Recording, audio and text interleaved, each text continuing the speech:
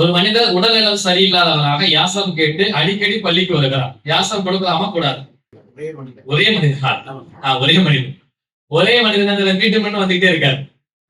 வந்து உடல்நிலை முடியும்னு சொல்லி யாசகம் கேட்க வராது. நம்ம அடிக்கடி கொடுக்கலாமான்னு கேட்கிறாங்க. அவங்க யாசகம் கேட்டால் நீங்கள் விரும்பினா கொடுக்கவும் செய்யலாம், கொடுக்காமல் இருக்கலாம் நமக்கு சொல்லியிருக்கலாம். ஒரு ஒட்டகத்துல வந்து கேட்டா கூட நீங்க அவங்களுக்கு கையேந்திட்டாரு யாசகம் கேட்டா கொடுங்க. ஆடிக்காரில் பிச்சை கேட்கறாங்க அப்படின்னு நம்ம நினைக்க தேவையில்லை. அவன் கையேந்தன்னு நினைச்சுட்டா கேட்கணும்னு நினைச்சுட்டா கேட்டு போறான். உங்க கை உயர்ந்த கையாவது இருக்கட்டும். ரசூலா சொன்னாங்க, கொடுக்கிற கை உயர்ந்த கை, வாங்குற கை தாழ்வான கை. அவன் எதுல இருக்கானோ எதுக்காக வாங்குறானோ கேட்டா கொடுங்க.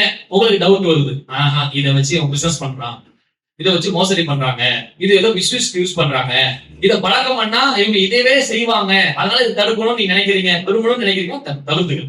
அதனால நீங்க குற்றவாளி ஆக மாட்டீங்க. ஏன்னா மிஸ்யூஸ் பண்றது நம்ம உதவியா இருக்கக்கூடாதுல்ல. டெய்லியும் ஒரே மனுஷன் வராது. உண்மையிலே யாசகம் பசி பட்டியா கூட வரலாம். அதுக்காக வந்தாருன்னா கொடுத்துட்டு போங்க. இதை வச்சு ஏதாவது தப்பு செய்வாரு நீங்க நினைக்கிறீங்க, ஏதாவது ஒரு செய்தி உங்களுக்கு கிடைச்சிருக்குன்னா அவரை திருத்துவதற்கோ அல்லது அதுல இருந்து மாத்துறதுக்காகவே நீங்க தடுத்துக்கிட்டீங்கன்னா நாம் அல்லாஹ்விட்ட குற்றவாளி ஆகும்.